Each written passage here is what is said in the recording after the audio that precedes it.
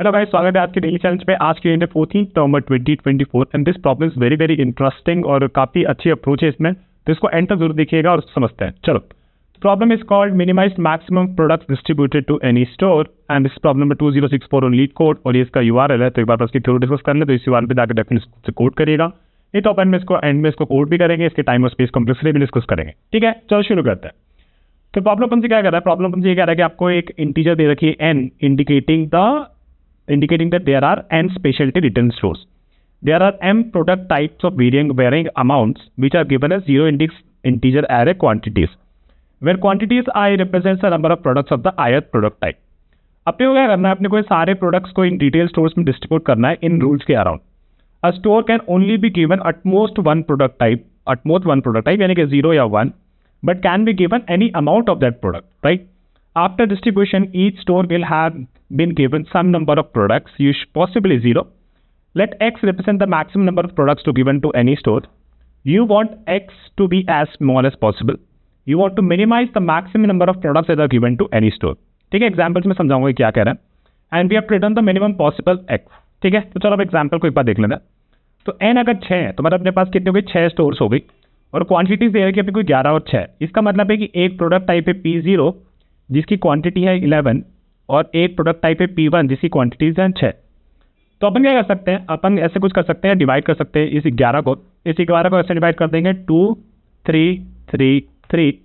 तो अपने 4 स्टोर में एक में 2, पहले P0 का 2 चला गया, P0 का 3 चला गया दूसरी दुकान में, तीसरी दुकान में P0 का 3 चला गया और चौथी दुकान में इस प्रोडक्ट टाइप का P0 का 3 चला गया। तो ये अपने 11 4 दुकानों में बढ़ गया। और अगर अपन ये 6 की बात करें P1 का, तो इसको अगर अपन 3 और 3 बांट दे तो 2 और दुकान में 3 3 चली गई। तो अपना ये कंडीशन भी रहा, right? Utmost one product type each store can have. और फिर हमने इसको भी मिनिमाइज कर दिया तो कुछ ऐसा हमारा बढ़ गया 2 3 3 3। 4 दुकानों में ये चला गया ऑफ P0 टाइप और 2 दुकान में चला गया 3 और 3 ऑफ P1 टाइप, है ना? और ये अपना सारा बेसिकली, और अब इसमें आप मैक्सिमम देखो तो आपका मैक्सिमम आ रहा है 3। ठीक है, तो ये अपने को ये सारे डिवाइड कर रहे हैं इन स्टोर्स में और ये फाइनली ये जो अपना ये है इसको अपन को मिनिमाइज करना है, right? Minimize the maximum number of products that are given to any store. ठीक है, तो ये अगर अपन को समझ में आ गया है तो चलो आगे बढ़ते हैं और यहाँ पे एक बार अब सिंटैक्स भी देख लेते हैं। तो अपने को वही ये x रिटर्न करना है, अपन को दे रखा है n the number of stores on this quantities. The quantities is about की ये एरे जो है इसमें हर एक element, first element is representing की पहले प्रोडक्ट टाइप की कितनी क्वांटिटी है, सेकंड प्रोडक्ट टाइप की कितनी quantity, so on and so fourth. ठीक है, तो चलो अब है ना इसका थोड़ा इंटेंशन बनाते हैं। तो n क्या है? n है बेसिकली अपना नंबर ऑफ स्टोर्स और क्वांटिटीज क्या है? क्वांटिटीज बेसिकली है Q1 Q2 Q3 and Qn। Q1 representing की P1 प्रोडक्ट की कितनी क्वांटिटी है, P2 प्रोडक्ट की कितनी क्वांटिटी है and so on and so fourth. और हमें एक चीज दे रखी है कि एक स्टोर में क्या हो सकता है? एक स्टोर में अटमोस्ट वन प्रोडक्ट टाइप हो सकते हैं। तो अगर मान लो कि वो पहली दुकान थी और उस दुकान का ये ऐसे हम उस दुकान को रिप्रेजेंट कर रहे हैं, तो इसमें या तो केवल P1 प्रोडक्ट हो सकता है या फिर केवल P2 प्रोडक्ट हो सकता है, सो ऑन सो फोर्थ। और अगर मान लेते कि P1 प्रोडक्ट है इस स्टोर में, तो P1 प्रोडक्ट की कुछ क्वांटिटीज होंगी इसमें। Let's call this may be Q, और ये बेसिकली होगा Q is less than equal to Q1 ऐसा कुछ, और ये Q क्वांटिटी P1 प्रोडक्ट की Q क्वांटिटी उस स्टोर में होगी। ठीक है, हमें क्या करना है? हमें बताना है कि आफ्टर गिविंग दिस प्रोडक्ट्स और quantities of products to each store, what is the maximum quantity and we should try to minimize this maximum quantity. ठीक है, तो आप सोच रहे होंगे कि ऐसा हमें कुछ तो करना होगा कि कुछ हमने बांट दिए और इस तरीके से हम वो प्रोडक्ट की क्वांटिटी का लोड डिस्ट्रीब्यूशन करें ताकि वो यूनिफॉर्मली डिस्ट्रीब्यूट हो जाए अक्रॉस। ठीक है, एक और हमें कुछ कंडीशंस भी दे रखी है। ये दे रखा है कि number of products, right, number of products is less than equal to number of stores, which is actually fine, क्योंकि हमें उसमें प्रॉब्लम में ये भी दे रखा था कि हमें सारे के सारे प्रोडक्ट्स को भी यूज करना है सारे स्टोर्स में। तो अगर हमारे नंबर ऑफ प्रोडक्ट टाइप्स अगर हो जाते more than number of stores, तो ऑब्वियसली उससे हम स्टोर्स में नहीं बांट पाते, क्योंकि बेसिकली कुछ प्रोडक्ट टाइप फिर रह जाते। और हमें ये कंडीशन दे रखी थी कि हर स्टोर में at most one product type can be there, right? तो this is an obvious condition जहाँ पे हम देखा कि क्वांटिटी की लेंथ जो है वो हमारे नंबर ऑफ स्टोर से लेस देन होगी या फिर उसके बराबर होगी। And also we have to make sure कि हमारे प्रोडक्ट्स जो है वो स्टोर्स में डिस्ट्रीब्यूटेड हो, और कुछ ऐसा लोड जो हो वो थोड़ा यूनिफॉर्मली डिस्ट्रीब्यूट कर सके, तभी तो हमें हमारा जो x मिलेगा जो कि हमारा मैक्सिमम वैल्यू होगा उसको हम मिनिमाइज कर पाएंगे। ठीक है, अभी थोड़ा इंट्यूशन बनाते हैं around x। Okay, let's say there is a number x। Okay, such that no store gets more than x quantity of a product, right? तभी तो वो हमारा एक्स हमारा आंसर होगा। अब एक्स की पॉसिबल वैल्यूज क्या हो सकती है? एक्स की पॉसिबल वैल्यूज हो सकती है या तो 0, है ना, राइट, या तो 0 या फिर maximum value of the quantity, ठीक है? जो भी जो हमारी सारी क्वांटिटी दे रखी है उसमें से वो मैक्सिमम वैल्यू पर निकाल, ये मतलब ये इसके साथ ये एक्स जो है बेसिकली इन वैल्यूज के बीच में हो सकता है, ठीक है? Also for a given x we can try distributing for a given x we can try distributing this product. ये वो एल्गोरिथम है जहाँ पे अगर हमने एक एक्स की वैल्यू अज्यूम कर ली तो हम देखेंगे कि हमारे जो बेसिकली क्वांटिटीज है उन क्वांटिटीज में से हम कैसे अलग अलग स्टोर्स को देंगे और फिर हम ये फिगर आउट करेंगे कि क्या ये एक वैलिड डिस्ट्रीब्यूशन है कि नहीं। वैलिड डिस्ट्रीब्यूशन कब होगा? जब बेसिकली हमने पूरे प्रोडक्ट्स को, जो भी हमारे प्रोडक्ट्स और क्वांटिटीज है, प्रोडक्ट और क्वांटिटीज है, वो सारे हमने सारे स्टोर्स में डिस्ट्रीब्यूट कर दिए और अब हमारे पास और कोई क्वांटिटी नहीं बची है फॉर द नेक्स्ट प्रोडक्ट, कुछ भी नहीं बचा है, सब डिस्ट्रीब्यूट हो गया है, तब हम कह सकते हैं कि वो वैलिड डिस्ट्रीब्यूशन होगा, right? So we know that, right? How we are going to that I explain later, but for a given x this is what we want to see कि क्या ये एक्स के लिए वो पॉसिबल है। और अगर ये एक्स के लिए वो पॉसिबल है तो ऑब्वियसली वी कैन से ना कि उससे ज़्यादा की एक्स से ज़्यादा की वैल्यूज के लिए भी पॉसिबल होगा, लेकिन फिर हमें ढूंढना है कि वो सबसे स्मॉलेस्ट एक्स कौन सा है जिसके लिए पॉसिबल है और उसके नीचे वो पॉसिबल नहीं है, ठीक है? तो वो एक्स हमें ढूंढना है। So basically the problem are restricted to find the smallest x for which the distribution is valid, okay? एक और चीज आप अगर सोचो कि for some x, right, for some x if the distribution is valid, right, if the distribution is valid do we have to really look for a value greater than x, right? क्योंकि हमें तो उसको minimise करना है ना भाई। तो अगर अपने को मिल गया है वो एक्स, राइट, अगर वो एक्स हमें मिल गया है तो हमें फिर उससे आगे ज़्यादा ढूंढने के लिए जरूरत है ही नहीं। आप ऐसे भी सोच सकते हो अगर वो एक्स के लिए वैलिड होगा तो definitely for any values x n greater than x उसके लिए भी डिस्ट्रीब्यूशन वैलिड हो गई। कैसे, मैं आपको एक बार बताता हूँ, ठीक है? फॉर एग्जाम्पल मान लो कि हमारे पास 10 चॉकलेट्स है, ठीक है? 10 चॉकलेट्स है और अपने पास 3 बंदे हैं, 3 बॉयज है, उसमें अपने को डिवाइड करना है। Now what we can do, we can let's say for one way we can distribute is like 5 chocolates give to boy 1, 5 chocolates we give to boy 2 and boy 3 gets the 0 chocolates, okay? now think about this, अगर ये 5 के लिए valid होगा तो 6 के लिए valid होगा ना। यहाँ पे अपन ने 6 कर दिया, ठीक है? इस केस में जो पहला वाला केस था उसमें अपना x होगा 5, राइट? अगर ये 6 इसको दे दूँ तो इसको मेरे को 4 देना पड़ेगा और still it is valid, है ना? तो बेसिकली अगर x के लिए वैलिड है तो x greater than for any values greater than x उसके लिए भी डिस्ट्रीब्यूशन वैलिड हो सकता है। Now think about this. Also for some x, right? अगर वो डिस्ट्रीब्यूशन वैलिड नहीं है तो इसका मतलब है कि और भी जो वैल्यूज है जो x से छोटी होंगी उसके लिए डिस्ट्रीब्यूशन वैलिड नहीं होगा। इसको भी प्रूफ कर लेते हैं। फॉर एग्जाम्पल हमारे पास 10 चॉकलेट है, ठीक है, और हमारे पास 3 बॉयज है और हमें चॉकलेट्स उनमें डिस्ट्रीब्यूट करना है। तो वही can distribute is like 3, 3 and 4, ठीक है? तो अपन ये डिस्ट्रीब्यूट कर दिए, अपने बॉय 1 को 3 मिल गया, बॉय 2 को 3 मिल गया और बॉय 2 को 3 मिल गया और बॉय 3 को 4 मिल गया। तो मतलब डिस्ट्रीब्यूशन वैलिड है। लेकिन अगर आप यहाँ पे 3 कर देते, राइट, अगर हमारा x यहाँ पे 3 होता तो इस केस में डिस्ट्रीब्यूशन वैलिड नहीं होता, है ना? क्यों डिस्ट्रीब्यूशन क्यों वैलिड नहीं होता? क्योंकि ये जो आपकी चॉकलेट्स है, राइट, ये चॉकलेट्स है, जो हमारा क्वेश्चन था ओरिजिनल कि हमारे जो quantities of the product should all get used in the stores, वो सारे स्टोर्स पे एलोकेट हो जाना चाहिए। लेकिन इस केस में एलोकेट नहीं हो रहा है, ये हमारा इशू है, इसलिए डिस्ट्रीब्यूशन वैलिड नहीं है। अब आप कोई दूसरी वैल्यू, अगर मान लो कि हमारी x2 हो जाती तो x2 हो जाती तो आप हर बॉय को मैक्सिमम 2 और 2 ही दे सकते थे ना। तो अगर 2 देते तो ऑब्वियसली उस केस में भी वैलिड नहीं होता। तो basically that's what I am saying कि अगर कोई x के लिए हमारा डिस्ट्रीब्यूशन वैलिड नहीं है, दैट मीन्स कि for any x of n less than x the distribution will not be valid, sorry, will not be valid, oh या not यहाँ, ठीक है? तो it will still not be valid, ठीक है?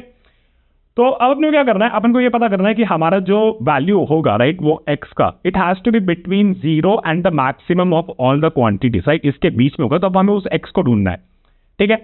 तो हम क्या कर सकते हैं, इसमें बाइनरी सर्च लगा सकते हैं, राइट? हम देखेंगे कि भैया बीच पे, राइट, अगर 0 और मैक्सिमम ऑफ द क्वांटिटी जो 2 वैल्यूज होंगी उसमें बीच में जो वैल्यू है उसके लिए अगर मेरे को पता चल रहा है कि मेरा डिस्ट्रीब्यूशन वैलिड है, so from this property that we discuss just above, इसका मतलब है कि उसके ग्रेटर देन के लिए भी वो वैलिड होगा, राइट?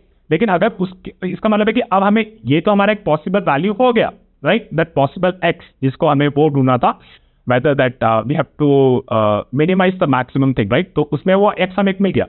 अब हमें क्या करना है, उसके लेफ्ट में हमें ढूंढना है कि भाई और कोई वैल्यू मिल सकती है कि नहीं मिल सकती। अगर वहाँ पे इनवैलिड होगा तो इसका मतलब उसके नीचे वाले भी सारे इनवैलिड हो गए, ठीक है? तो नाउ हमारा प्रॉब्लम इज हमने काफी इंट्यूशन अभी बिल्ड कर लिया है। आप जो भी मैंने थ्योरी को डिस्कस किया एक बार वापस इसको देखा तो आपको और अच्छे से क्लिक करेगा ये। Now what we are going to we gonna straight away jump into the an example and show you कि how we are gonna do this, ठीक है। तो यहाँ पे मैंने क्वांटिटीज दे रखी है। So for example P0 product की 4 क्वांटिटी है, P1 की 3 है, P2 की 6 और P3 की 2 है, ठीक है। This is the quantities and n is equal to 6, तो अपन ने 6 स्टोर बना लिए, ठीक है। तो अब आप देखो तो अपन की x की वैल्यू क्या हो सकती थी, अपन की x की वैल्यू हो सकती थी 0 और 6, राइट, 6 मैक्सिमम क्वांटिटी। इसके बीच में कुछ होगा तो उसको भी मैं लिख देता हूँ 0 1 2 3 4 and 5 and 6, okay. Now what you do, this is our left binary search हमें लगाना है, हमें पहले मिडल के लिए हम सर्च करेंगे and then we have the right, ठीक है। तो मिडल अपना हो जाएगा यहाँ पे ये, right, left plus right minus left by 2, right, and this is our middle value. तो अगर आप मिडल वैल्यू की बात करो, ठीक है, तो ये अपने 6 स्टोर्स है, ठीक है। तो अपन जब ये पहला प्रोडक्ट देखेंगे, हमें पूरे प्रोडक्ट कंज्यूम करना है ना, पूरे ये क्वांटिटीज ऑफ डिफरेंट प्रोडक्ट से कंज्यूम करना। तो ये अपना स्टोर 1 है, स्टोर 2 है, स्टोर 3 है, स्टोर 4 है, स्टोर 5 है और स्टोर 6 है, क्योंकि 6 स्टोर अपने को दे रखे तो अपन नया 6 बनाएगा। 3 अपन ने लिया, ठीक है, 3 अपन ने लिया। अब अपन देख रहे हैं कि x इज इक्वल टू 3, ठीक है, x इज इक्वल टू 3 के लिए कैसे डिस्ट्रीब्यूशन बैठेगा डिफरेंट स्टोर्स के लिए। तो x इज इक्वल टू 3 के लिए सोचो, ये 4 में से अपन 3 यूज कर लिए तो अपना यहाँ पे बचा 1, है ना, अपना बचा 1, और ये अपन ने स्टोर 3 को दे दिया कि भाई स्टोर 1 को दे दिया 3 quantity of the products P0। यहाँ पे 1 बचा है तो हमें इसको तो कंज्यूम करना ही था, तो 1 हम इसको सीधा यहाँ पे दे देंगे। अब चलेंगे हम दूसरी क्वांटिटी पे, ठीक है। तो हमारा स्टोर 2 हो गया और अब हम यहाँ पे हैं, ठीक है। यहाँ पे अपन देखा कि यहाँ पे 3 है, ठीक है, तो हम 3 सीधा कंज्यूम कर सकते हैं, मैक्सिमम 3 हो सकता है। तो अपन ने क्या किया, इस स्टोर को सीधा 3 दे दिया और अपन अब इस स्टोर पे है, ठीक है। और ये 3 हमारा प्रोडक्ट कंज्यूम हो गया, तो ये 0 हो गया यहाँ पे। अपन यहाँ पे चले प्रोडक्ट 6 पे, सॉरी क्वांटिटी 6 पे। क्वांटिटी 6 पे देखेंगे कि भैया इसका अपन 3 उठा के यहाँ डाल सकते हैं, इससे बचेगा 3, और अब हम अगले स्टोर पे देखेंगे। तो इससे हमें 3 मिल गया, तो इसका पूरा 3 हम कंज्यूम कर सकते, हो जाएगा 0, और यहाँ पे अपन ने 3 डाल दिया, ठीक है। और फिर हम यहाँ पे ये अपनी क्वांटिटी पूरी कंज्यूम हो गई, अपन आ गए यहाँ पे, ये भी कंज्यूम हो गया था, this has also become 0, fine. अब हम आए यहाँ पे लास्ट स्टोर में, यहाँ पे देखेंगे कि ये जो x और 3 है, राइट, तो 3 और यहाँ पे तो 2 ही है, तो 2 हम इसको सीधा दे सकते हैं और हम इस पे फिर आगे बढ़ जाएंगे। तो इसका मतलब है कि जब भी हमने क्वांटिटी सारी एग्जॉस्ट कर ली, इसका मतलब है कि ये जो x इक्वल टू 3 था वो एक वैलिड डिस्ट्रीब्यूशन लीड कर दे रहा है, ठीक है। So this was the probable example, probable कि ऐसा ये एक वैलिड डिस्ट्रीब्यूशन है। अब इसके आगे जो भी होगा 4 5 और 6, इन सारों के लिए तो हम एक डिस्ट्रीब्यूशन वैलिड बना ही सकते हैं, अब जो कि हमने ऊपर डिस्कस किया। फॉर एग्जांपल आप 4 ले लो, राइट, अगर 4 ले लेते तो 4 इसको दे देता, फिर मैं क्या करता 3 दे देता इसको, फिर 6 को अपन कर देते 4 और 2, और फिर इतना बचता 2, तो ये अपना, और फिर फाइनल मेरे को 0 मिल जाता, तो अपना ये डिस्ट्रीब्यूशन वैलिड हो जाता, right. So that is what it means कि अगर ये x के लिए वैलिड होता तो x ग्रेटर देन 3 जो भी वैल्यूज है उसके लिए भी वैलिड होता, ठीक है। So for 3 what we have found it कि 1 कैंडिडेट वैल्यू 3 जिसके लिए पॉसिबल है, okay. So what we can do, so ये हमारा बाइनरी सर्च इसके लिए ये कंप्लीट हो गया, ठीक है। So the right can move here, okay. And what is the middle value now, middle value is this 1। अब हमें 1 के लिए देखना है, ठीक है। तो वापस से अपन 6 स्टोर बना देते हैं, और यहाँ पे जो हमारी वैल्यूज होगी इसको भी मैं अपडेट कर देता हूँ, ये इनिशियल क्वांटिटीज वापस से रहेगी। मैं आपको दिखाऊंगा कि एक्चुअल हम इस एरे को मॉडिफाई नहीं कर रहे, we are using some smart tricks to work around it, इसको मॉडिफाई नहीं करेंगे, ठीक है। अगेन हमारे पास 6 स्टोर है, हमारा मिडल वैल्यू 1 है, तो 1 के लिए अपन देखेंगे। तो 1 के लिए आप देखोगे तो पहले हमें इस क्वांटिटी पे देख रहे हैं अपन, ठीक है। तो इसका अपन ने 1 यूज़ कर लिया, फिर 1 यूज़ कर लिया, 2 बचा इसमें, फिर 1 यूज़ कर लिया, इसमें 0 बचा, फिर सॉरी 1 बचा, फिर अपन ने 1 यूज़ कर लिया और इसमें बचा 0, फिर अपन नेक्स्ट पे जाएंगे और फिर देखेंगे 1 और 1 और इसमें बचा 1, ठीक है। तो आप देखोगे कि आपकी जो क्वांटिटीज थी उसको आपने पूरी एग्जॉस्ट ही नहीं करी है ना, आपने इस क्वांटिटीज को पूरी एग्जॉस्ट ही नहीं करी और आपके स्टोर में सारे आपने डाल दिए इस पॉसिबल वैल्यूज के लिए, तो आपको मिल गया कि ये एक वैलिड डिस्ट्रीब्यूशन नहीं है, x is equal to 1 is not a valid distribution. तो इसका मतलब है कि इसके नीचे वाले ही वैलिड डिस्ट्रीब्यूशन नहीं होंगे, है ना, क्योंकि वो भी अपन ऊपर डिस्कस कर चुके हैं। तो अपन आ गए अब यहाँ पे 2 के लिए, ठीक है। 2 के लिए जब आ गए तो वापस अपने 6 स्टोर बना दो। तो अपन क्या करेंगे, इसको डिलीट कर देता है, इसको मैं डिलीट कर देता हूँ और वापस से बनाता हूँ 6 स्टोर्स 1 2 3 4 5 6, ठीक है। 2 के लिए अपना लेफ्ट भी आ जाएगा और अपना राइट तो यहीं पे था और अपना मिडल भी यहीं पे था। अब अपन को 2 के लिए देखना है, 2 के लिए देखेंगे तो एक बार इसको भी डिलीट कर देते हैं, let me delete this fellows as well, okay. अब 2 की बात करते हैं, ठीक है। तो अपन इस क्वांटिटी को भी एक्सप्लोर कर रहे हैं और अपना ये स्टोर है, ठीक है। तो इसका अपन 2 यूज कर लेंगे, तो यहाँ 2 बचेगा, यहाँ अपन ने 2 डाल दिया, ठीक है। फिर अपन इस स्टोर पे है, अपना x अभी 2 के लिए अपन देख रहे हैं कि x इक्वल 2 के लिए वैलिड डिस्ट्रीब्यूशन है कि नहीं। तो अपन ने 2 इसका यूज़ कर लिया, 0 हो गया, अपन ने 2 यहाँ पर डाल दिया। फिर अपन यहाँ पे आए तो इसका अपन डालेंगे 2 और 1, फिर अपन यहाँ पे आए तो इसका अपन डाला 2 और 2, ये बचा 2। तो मतलब 2 के लिए भी वैलिड नहीं है, फिर हमारे बेसिकली ये सर्च भी वो हो जाएगा कि या इसके लेफ्ट वाले कोई भी वैलिड नहीं है, राइट। तो हम क्या करेंगे, फिर इसके आगे से सर्च करेंगे, लेकिन लेफ्ट और राइट ऑलरेडी एक दूसरे क्रॉस कर चुका होगा, तो हम यहाँ से बाहर आ जाएंगे और जो भी हमारा कैंडिडेट बचा होगा 3, इसको हम रिटर्न कर देंगे, ठीक है। एंड 3 इज द राइट 3 अगर हमारा वैल्यू यूज करते हैं 3 पे हमारा एक वैलिड हमें डिस्ट्रीब्यूशन मिल जाता, right. And this valid distribution would have led to the what was that minimum of the maximum quantities that are distributed in the stores. Okay, so that is it about this problem. Now let's quickly code this. So I will meet you soon. Bye guys. Okay guys, so इसे code करें तो basically हमें पहले lower bound और upper bound ढूंढना था। तो हमारा लोअर बाउंड हो जाएगा हमारा 0 एंड अपर बाउंड भी एक बार के लिए 0 रख देते हैं and then let's calculate the upper bound. So basically what you have to do, we have to go through each quantity in quantities, right? And upper is equal to max of upper and quantity, ठीक है। तो इससे हमें क्या मिल जाएगा, इससे basically अब हमारे ये अपन ने एग्जाम्पल यहाँ पे लिख रखा है, तो if we call this example, let me write it here, and lower is 0 and upper is 6 here, ठीक है। तो इन दोनों के बीच में हमें बार बार वो वैलिड डिस्ट्रीब्यूशन को ढूंढना है, राइट। वो वैलिड डिस्ट्रीब्यूशन को, वो वैलिड वैल्यू को ढूंढना, वैलिड एक्स को ढूंढना है, जिससे हमारा डिस्ट्रीब्यूशन स्टिल वैलिड हो, विच मीन्स कि हमारे सारे क्वांटिटीज हमारे सारे स्टोर्स में हम डिस्ट्रीब्यूट कर पाए, which is on the basis of these 2 rules, right. So now let's do this. So for example we are going to write a binary search. So हमारा लोअर है, अपर है, और एक्चुअली मैं लेफ्ट राइट लिख देता हूँ, that is more suitable to when I solve binary problem. So left and right, and this will be right 2 and this will be right 2. Okay, so now we're going to do the binary search. So for example, while left is less than equal to right, okay, we get the mid out. So mid is basically left plus right minus left by 2, ठीक है। तो अपन देखेंगे, बोलेंगे भाई एक हमें basically एक function चाहिए जो हम बोल सके इस distribution possible or not with this mid value, right, on mid value on quantities, right। वो quantities में ये mid value से क्या हम distribute कर सकते हैं, if it is possible, right। तो अगर हम इस array को ले, take this array, actually हमने यहाँ पे already लिखा था। For example इस केस में हमारा पहले तो हमारा ये है लोअर एंड अपर, इस पे अपन ने माइनस लगा रहे थे, 0 1 2 3 4 5 एंड 6, राइट। तो इसमें अपना लेफ्ट ये है और 0 1 2 3 4 5 6, और ये हमारा मिडल है, मिडल, और ये अपना राइट।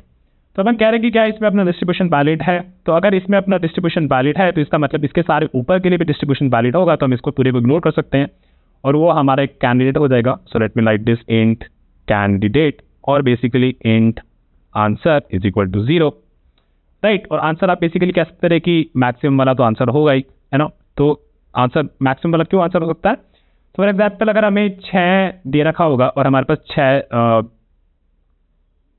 और अगर हमारे 6 स्टोर्स होंगे, राइट, 1 2 3 4 5 एंड 6, और अगर मैं कह रहा हूँ कि एक पॉसिबल आंसर है हमारा let's say 6, right, the maximum, it will always be possible with this, because आप इसमें फिर डाल देना, मान लो इसमें 4 डाल दो, इसमें 3 डाल दो, इसमें 6 डाल दो, और इसमें 2 डाल दो, और बाकी में 0 0 डाल दो।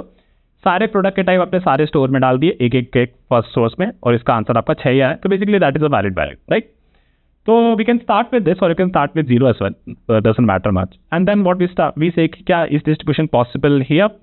If the distribution is possible, it means कि ये सारों के लिए पॉसिबल होगा, उसके ऊपर वाले उसके लिए भी पॉसिबल होगा। So basically this is one of candidate answer. So answer is equal to mid, right, and then right can be equal to mid minus 1, है ना, क्योंकि वो बाकी के लिए तो अपना हो ही गया। इसको अपन हटा देंगे और ये चलेगा अपना यहाँ पे आ जाएगा, ठीक है। And then for example if in some case, if in this case let's say यहाँ पर अगर हमारा मिडल होता और इसमें अगर कहते हैं कि इसके लिए वैलिड नहीं है, तो हमने ये देखा था कि उसके नीचे के लिए भी वो वैलिड नहीं होगा, राइट। तो इस केस में हमारा लेफ्ट हो सकता था मिडिल प्लस 1, और इसमें हमें कैंडिडेट आउट, अगर डिस्ट्रीब्यूशन वैलिड नहीं था तो इसका मतलब है कि हमें बेसिकली आंसर मिला ही नहीं, तो उसे अपने आंसर में कभी स्टोर ही नहीं किया। ठीक है, और इसके बाद हम अपना आंसर रिटर्न करते हैं। Now what you have to do, we have to write this function is distribution possible, so let me write it here. So public boolean and then is distribution possible, and we need a quantities of array, right? And then we need a, let's call this x, right? X, yeah. Okay, so the first value is quantities is equal quantities of 0. ठीक है, तो basically हम क्या कर रहे हैं, for example अगर मैं इसको उठाऊं, ठीक है, इसको उठाते हैं, यहाँ पे क्लिक करते हैं, okay, and what is we go through all the stores. So for example int I is equal to 0, oh हमने अपना store pass नहीं किया ना, right? We have to pass our stores also. So int n, and not this here but here, हमें अपने stores भी find pass करना है, right? So I less than n and then I plus plus, and then first thing, for example अभी जो हमारा ये RAM है, रैम इज बेसिकली 4 है ना। तो अगर मान लो कि अभी मान लेते हैं कि x हमारा 3 था, ठीक है, x हमारा 3 था।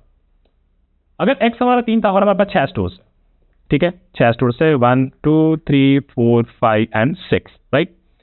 तो अगर x हमारा 3 है और रैम हमारा इस केस में क्या होगा, रैम हमारा होगा अपना 4, ठीक है। तो हम क्या कर सकते थे, हम इस क्वांटिटी के हिसाब से, क्वांटिटी को भी हमें ट्रैक करना पड़ेगा। So let me write this int j is equal to 0।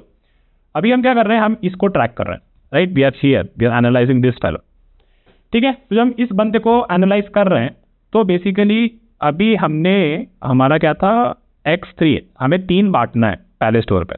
तो अगर अपन ने 3 बांट दिया तो इस बंदे का क्या बचा, इस बंदे का बचा 1, है ना। और अभी भी हम इसी क्वांटिटी पे। सो let me write this. So what I am saying is if rem is greater than x, right? If rem is greater than x, so all we have to do is rem is equal to rem minus x, है ना। वही अपन ने किया है यहाँ पे, अपन उसको बांट दिया और फिर अपन आगे बढ़ गए। else हमारा केस क्या होगा कि हमारा rem जो है वो हमारे x से छोटा है, विच is actually true, right. In this case हमारा जो, अब हम दूसरे स्टोर पे आ गए, हमने देखा कि हमारा rem जो है वो हमारे x से छोटा है, ठीक है। तो हम बेसिकली इसको यहाँ पे बांट चलेंगे 1, है ना। ये इसको बांट दिया अपन ने, अपना रैम हो जाएगा यहाँ पे, रैम हमारा हो जाना चाहिए, it should go to the next store, right. हमें actually it's not next store, but ये हमारा ये नेक्स्ट पे ला जाना चाहिए कि हम इसका पूरा खा गए। तो let me do the first thing. So basically j plus plus, right, j plus plus, yeah. So अभी हम यहाँ पे हैं and we can put a check here कि if j is equal to quantities dot length, इसका मतलब है कि भैया, इसका मतलब है कि हमारा डिस्ट्रीब्यूशन वैलिड है और यहाँ से हम निकल लेंगे, है ना। एंड देन अगर ऐसा नहीं है तो बेसिकली हम रैम में डाल सकते हैं अपना quantities of j, right, quantities of j, and then it will start with again. So now let's see here, तो अपन ने ये वाला कर लिया था। Now we are at the third store की बात करें तो हमारा रैम हो जाएगा 3।